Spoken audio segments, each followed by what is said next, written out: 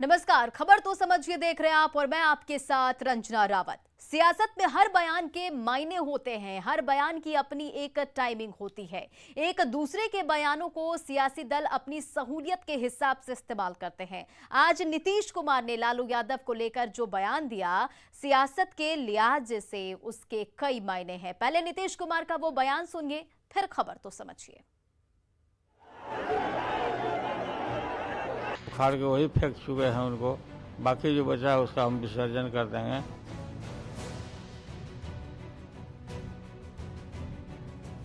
गोलियां मरवा दे। सबसे अच्छा यही होगा। उपचुनाव को लेकर बिहार का सियासी पारा चढ़ चुका है। चढ़ना लाजमी भी है, क्योंकि 2 सीटों के दंगल में सियासत के 2 ध्रुव मैदान में कूद चुके हैं। तारापुर और कुशेश्वर स्थान में नीतीश कुमार लगातार 2 दिन से जनसभा कर रहे हैं।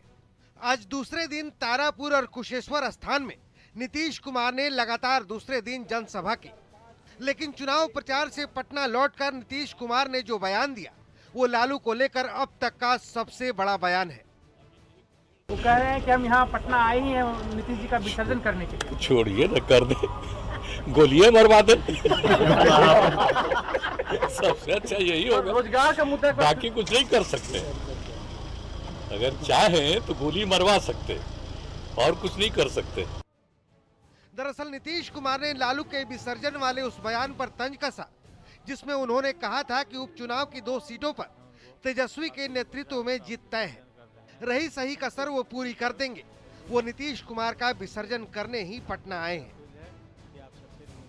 ऐसे तो तेजस्वी यादव जी पूरा सब जगह घूम ही रहे हैं, उखाड़ के वही फेंक चुके हैं उनको, बाकी जो बचा है उसका हम विसर्जन कर देंगे। वो कह रहे हैं कि हम यहाँ पटना आए ही हैं नीतीश जी का विसर्जन करने के लिए। छोड़िए न, कर दे, गोलियां मरवा दे। सबसे अच्छा यही होगा। रोजगार का मुद्दा, बाकी कुछ नहीं कर सकते। तारापुर और कुशेश्वर स्थान सीटों पर 30 अक्टूबर को चुनाव होना है। लिहाजा जैसे जैसे घड़ी की सुई आगे बढ़ रही है, सियासत भी तल्ख होती जा रही है। न्यूज़ 18 के लिए पटना से संजय कुमार की रिपोर्ट।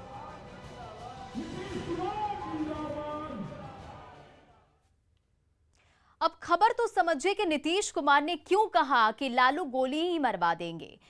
दरअसल नीतीश कुमार एक गंभीर और सधे हुए नेता है और नीतीश कुमार जैसे संयमित बयान देने वाले नेता का बयान साधारण नहीं है। नीतीश कुमार ने लालू यादव की ओर से गोली मरवाने वाली बात कहकर राज्य की राजनीति को नया मोड़ दे दिया है। नीतीश कुमार ने मजाक मजाक में राजनीति की गड़ बात कहकर जनता को अलर्ट किया है। गोली मारने का बयान देकर नीतीश कुमार ने आरजेडी के शासनकाल की याद दिलाई है और लालू और कुछ नहीं कर सकते हैं, ये कहकर लालू की एंट्री को खारिज कर दिया है। आपने गौर किया होगा कि आज नीतीश कुमार ने अपनी सभाओं में लालू राबड़ी के शासन का भी जिक्र किया। लोगों को बताया कि उन्हें मौका मिला तो लोगों का घर से निकलना मुश्किल हो जाएगा। कल भी नीतीश कुमार ने जेल से बात करने की बात कही थी। मतलब नीतीश कुमार लगातार मजाक मजाक में आरजेडी पर बड़ा प्रहार कर रहे हैं। चलिए बढ़ते अपनी अगली खबर की ओर। दरअसल कल भी नीतीश कुमार ने लालू को लेकर एक बड़ा बयान दिया था और नीतीश कुमार ने कल कहा था कि लालू जेल से लोगों से बात करते हैं। सुनिए कल नीतीश कुमार के ने क्या कहा था, फिर खबर को समझेंगे।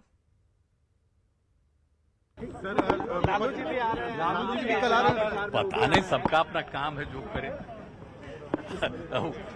यहाँ आते हैं, जेलवा में रहते हैं, वहीं से नहीं सबसे बच जाते हैं। पता नहीं, सबका अपना काम है, जो करे। यहाँ आते हैं, जेलवा में रहते हैं, वहीं से नहीं सबसे बच जाते हैं।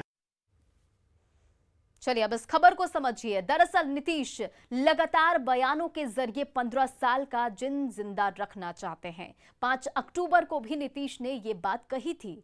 आपको याद होगी साल भर पहले की बात, स्पीकर चुनाव के वक्त लालू का कथित ऑडियो सामने आया था। बीजेपी विधायक ललन पासवान ने लालू पर आरोप लगाया था। लालू पर उन्हें लालच देने का आरोप लगा था। बाद में जीतन राम मांझी ने भी लालू पर आरोप मढ़ा था और वीआईपी के अध्यक्ष मुकेश सहनी ने भी लालू यादव पर फोन करके समर्थन मांगने का आरोप लगाया था। मतलब नीतीश ने जोड़ तोड़ वाली कहानी भी लोगों को याद दिलाई है। बढ़ते आगे, इधर पूर्व सीएम जीतन राम मांझी ने लालू राबड़ी के शासन को लेकर बड़ा बयान दिया है और आरोप लगाया है। मांझी ने कहा कि एक अणे मार्ग पर हत्या की साजिश रची जाती थी, जिसके वे खुद गवाह भी रहे हैं। सुनिए मांझी का वो बयान। सच्चाई यह है कि हत्या का प्लानिंग एक अन्य मार्ग में होता था। सूटकेस में पैसा जाता था। नाम नहीं लेना चाहते उन पदाधिकारियों को, इसलिए हम कहते हैं कि हम उस समय उनके साथ थे, हम जानते थे इस चीज को। और जब सूटकेस लेकर के निकले, तीसरे दिन एक गरीब टोला में बूढ़ा बुजुर्ग को मार दिया गया और वहीं जाकर के भाषण देने लगे, ए गरीबों एक हो, देखो हम हैं तब तो इस तरह की बात है, नहीं रहेंगे तो क्या करेंगे। ऐसे करके समाज को एकत्र करने का वो प्रयास किया। विकास से कोई मतलब नहीं, विनाश की ओर जा रहे थे। अब खबर तो समझिए, पूर्व सीएम जीतन राम मांझी का जो बयान सामने आया है उसमें एक बड़ा आरोप है और एक बड़ा बयान सामने आया है। एक अणे मार्ग को वो जगह है जहां सीएम रहते हैं और लालू और राबड़ी दोनों सीएम रह चुके हैं और जीतन राम मांझी भी बिहार के सीएम रह चुके हैं। पूर्व सीएम का बयान बेहद गंभीर है। मांझी ने यहां तक कह दिया कि वे साजिश के गवाह भी रह चुके हैं और ये जो बयान सामने आया है पूर्व सीएम का, ये एक बड़ा आरोप और एक बड़ा बयान सामने आया है। बढ़ते आगे, उपचुनाव में नीतीश कुमार एक एक वो सभी तीर तर्कश से निकाल रहे हैं जिसका सीधा असर विरोधियों पर होगा।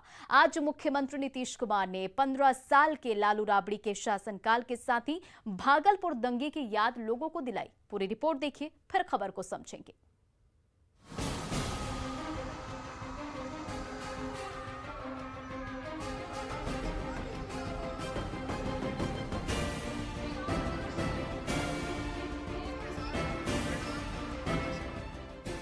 सीटों का दंगल है, लेकिन पारा पूरे 243 डिग्री वाला। नेताओं का उड़न खटोला धूल उड़ा रहा है। पब्लिक भी पूरे जोश में है। 2 सीटों का उपचुनाव सियासी लिहाज से कितना अहम है, इसका अंदाजा इस सियासी धमाचौकड़ी से लग जाता है। आज दूसरा दिन था जब सीएम नीतीश कुमार तारापुर और कुशेश्वर स्थान पहुंचे, लेकिन आज नीतीश कुमार सोमवार के मुकाबले ज्यादा आक्रामक थे। तारापुर की जनता को एक बार फिर नीतीश कुमार ने लालू राबड़ी के 15 सालों की याद दिलाई। अगर कुछ गड़बड़ हुआ और उन लोगों को मौका मिला तो फिर से शाम के पहले घर में घुस के रहना पड़ेगा। यही हाल जान लीजिए जो होने वाला है। जब मौका मिला पति पत्नी को राज करने का 15 साल, तो क्या किया साहब? कौन सा काम हुआ? सब लोग बता रहे थे। यहां से कितने लोगों को भागना पड़ा था और सबसे ज्यादा व्यवसायियों को और व्यापारियों को भागना पड़ा था। कितने डॉक्टरों को भागना पड़ा था। क्या स्थिति थी? नीतीश कुमार यहीं नहीं रुके, उन्होंने तारापुर की जनता को भागलपुर दंगे की भी याद दिलाई। अगर अल्पसंख्यक समुदाय के लोगों को भी याद रखना चाहिए। पहले कौन काम होता था जी? कोई काम किए थे? और हम लोगों ने जितना काम किया भूल गए। आप ही के बगल में भागलपुर में क्या हुआ था पहले? और उसके बाद 15 साल रहे, कुछ नहीं किया। हम लोग आए 2005 में और एक एक काम किया। आप समझ लीजिए कि एक एक चीज उसमें करवाया। तो हर किसी को सोचना चाहिए। नीतीश कुमार जिंदाबाद। तारापुर में 2 सभा करने के बाद नीतीश कुमार दरभंगा के कुशेश्वर स्थान भी पहुंचे, जहां पाग, सौर और कुशेश्वर स्थान की मढ़ाई हुई तस्वीर भेंटकर सीएम का अभिवादन किया गया। नेता बिहार के माननीय मुख्यमंत्री श्री नीतीश कुमार जी। न्यूज 18 के लिए तारापुर से आनंद अमृतराज और अरुण शर्मा की रिपोर्ट।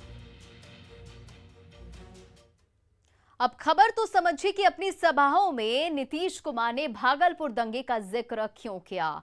नीतीश 3 दशक पहले अक्टूबर 1989 में बिहार के भागलपुर में सांप्रदायिक दंगा हुआ था। भागलपुर दंगे में राजनीतिक, सामाजिक और आर्थिक ताने बाने को झकझोर कर रख दिया था। दंगा का राजनीतिक असर ऐसा हुआ था कि मुस्लिम समुदाय कांग्रेस से दूर हो गया और कांग्रेस से छिटक कर मुस्लिम वर्ग आरजेडी के करीब आ गया और इसके बाद लालू ने सत्ता की कमान संभाली। दंगे के जख्मों पर मरहम लगाने का काम नीतीश कुमार ने 2006 में किया और यही वजह है कि नीतीश कुमार अपनी हर रैलियों में भागलपुर दंगे का जिक्र कर मुसलमानों को राजनीतिक संदेश देने के साथ साथ लालू राबड़ी सरकार को कटघरे में खड़ा करते हैं। बढ़ते आगे, उपचुनाव से पहले कांग्रेस और आरजेडी की दोस्ती टूट चुकी है, सालों का साथ छूट चुका है, लेकिन जुबान हर दिन तल्ख होती जा रही है और लालू यादव ने पहले कांग्रेस के बिहार प्रभारी को लेकर तल्ख टिप्पणी की और अब प्रदेश के नेताओं की औकात बताने वाला बयान दिया। मतलब साफ है कि इस बार आरजेडी कांग्रेस को बिल्कुल भी भाव नहीं दे रही। समर्थन आपको प्राप्त है। चरण यादव भक्त होना रही है। रविवार को तकरीबन 3.5 सालों बाद लालू पटना पहुंचे थे। पटना पहुंचने से पहले ही कांग्रेस की दोस्ती चकनाचूर हो चुकी थी, जिसकी तलखी लालू ने पटना रवानगी से पहले ही दिखा दी थी। सुनिए बिहार कांग्रेस के प्रभारी भक्त चरण दास को लेकर लालू ने क्या कहा था। कांग्रेस के नेता ये लगा रहे कि आरजेडी का गठबंधन हो गया है पर्दे के पीछे बीजेपी से, ये एलिगेशन लगा है। कौन बोला है? ये भक्त चरण दास जो प्रभारी है। चरण यादव भक्त होना रही है, उसको कुछ पता है। लालू कांग्रेस को राष्ट्रीय स्तर की पार्टी तो मानते हैं, लेकिन बिहार में प्रदेश स्तर के नेताओं को तरजीह नहीं देते। कांग्रेस के प्रदेश स्तर के नेताओं को लेकर लालू क्या राय रखते हैं, उसे भी सुनिए। कांग्रेस पार्टी को के विषय में जो लोग बोलते हैं, तो कांग्रेस को तो हमसे ज्यादा कोई कांग्रेस को मदद किया है, डिफेंड किया है। क्या नेशनल लेवल पे आप कांग्रेस को भी मानते हैं? मानते ही हम अभी नेशनल लेवल पर ऑल इंडिया पार्टी है, पुरानी पार्टी है, मानते हैं हम लोग। लेकिन ये सब छोट भैया सब जो अपना है, अपना नौकरी करता रहता है, कुछ नहीं। सियासी दोस्ती से सियासी दुश्मन बनी कांग्रेस भी कहां पीछे रहने वाली है। अतीत से लेकर भविष्य तक लालू को सत्ता के समीकरण का खाता बही समझा दिया। बिना कांग्रेस के कुछ हो ही नहीं सकता है उनका भी। हाँ, अगर मान लिए कोई दूसरा बात हो तो हम नहीं कहेंगे, लेकिन आज तक जब तक भी बने हैं वो जब सत्ता में आए हैं कांग्रेस के मदद से ही आए हैं और आगे भी जब कांग्रेस मदद करेगा तभी आएंगे, वैसे नहीं आएंगे। दरअसल शनिवार को दरभंगा के कुशेश्वर स्थान में तेजस्वी यादव ने दोहराया था कि विधानसभा की दोनों सीटों पर उपचुनाव जीतकर वो खेला कर सकते हैं। आपको पूरा विश्वास है, 2 जगह उपचुनाव चल रहा है। अगर 2 जगह अगर हम लोग ज्यादा अंतर नहीं खेला हो सकता है, ज्यादा अंतर नहीं है। लेकिन सवाल है कि कांग्रेस के 19 विधायकों के बिना ये मुमकिन कैसे होगा। इस बात का दम कांग्रेस भी भर रही है। दिल्ली से अमितेश कुमार के साथ ब्यूरो रिपोर्ट, न्यूज़ 18 नेटवर्क। खबर तो समझिए कि आखिर लालू कांग्रेस के प्रति इतने तल्ख क्यों हैं। दरअसल कांग्रेस पिछले विधानसभा चुनाव में 70 सीटों पर लड़ी थी और कांग्रेस को 70 सीटों में से महज 19 सीटें ही हासिल हो पाई थी। कांग्रेस का स्ट्राइक रेट बहुत कम था और कुशेश्वर स्थान पर भी कांग्रेस की हार हुई थी। आरजेडी कहीं ना कहीं ये मानती है कि सत्ता से दूर रहने में कांग्रेस जिम्मेदार है, लिहाजा आरजेडी इस बार दोनों सीटों पर चुनाव आजमा रही है और कांग्रेस भी दोनों सीट पर दाव आजमा रही है। बयानों के जरिए ये जताने की कोशिश हो रही है कि दोनों पार्टियां बिल्कुल अलग हैं। हालांकि सुशील मोदी जैसे नेता कह रहे हैं कि इसमें सियासी मिलीभगत है और रजामंदी से दोनों दल अलग अलग हुए हैं।